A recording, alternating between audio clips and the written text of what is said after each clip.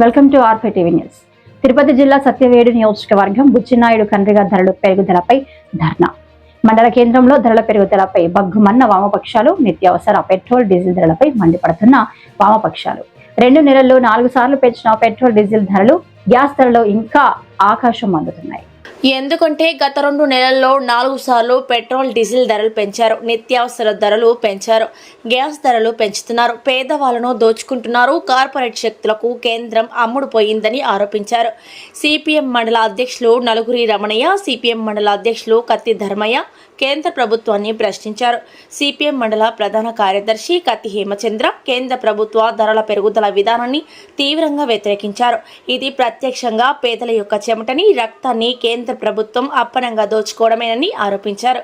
ఈ కార్యక్రమంలో దుడల సుబ్బయ్య, పుర Krishnamurthy, Prakash, Indian trade union నాయకులు పెద్ద ఎత్తున వామపక్షాలు, కార్యకర్తలు తదితరులు పాల్గొన్నారు.